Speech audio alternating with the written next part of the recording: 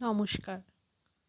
আজকে ঠাকুর শ্রী শ্রী রামকৃষ্ণ পরমহংসদেবের শুভ জন্মতিথি।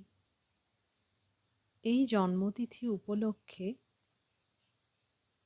শ্রী পূজনীয় নির্মল কুমার রায় মহাশয়ের একটি রচনা আমি এখন পাঠ করব।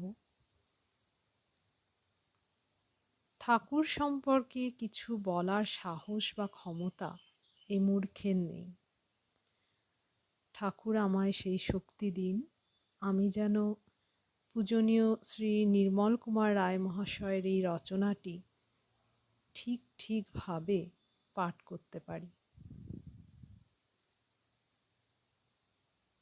শ্রী রামকৃষ্ণ, নির্মল কুমার রায়। বহু সাধকের বহু সাধনার ধারা, ধ্যানে তোমার মিলিত হয়েছে তারা। তোমার জীবনে অসীমের লীলা পথে, নতুন তীর্থ রূপ নিল এ জগতে। দেশ বিদেশের প্রণাম আনিল টানি, সেথায় আমার প্রণতি দিলাম আনি।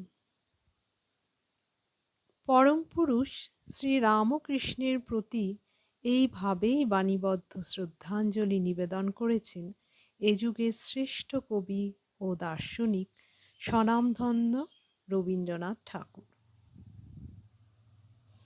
শ্রী রামকৃষ্ণ এই মহানামের অমোঘ আকর্ষণে, অথবা তার প্রতিকৃতি দর্শন করে, অথবা তার মহাভাবের পরিচয় পেয়ে আধুনিক অবৈজ্ঞানিক যুগেও পৃথিবীর অসংখ্য নরনারী যুগাবতার তথা অবতার বরিষ্ঠ শ্রীরামকৃষ্ণের প্রতি বিশেষভাবে আকৃষ্ট।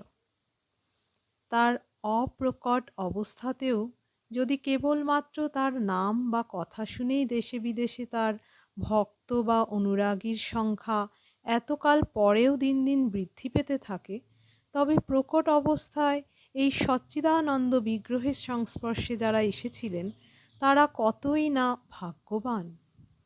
তাই সমগ্র ভারতবর্ষ সেদিন লুটিয়ে পড়েছিল এই সনাতন ভাবগ্রাহীর পদপ্রান্তে।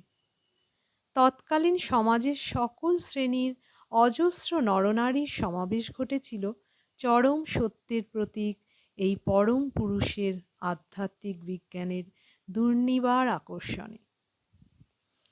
লৌকিক জগতে সাধারণ হয়েও যিনি অসাধারণ, সামান্য হয়েও যিনি অসামান্য, নির্ধন হয়েও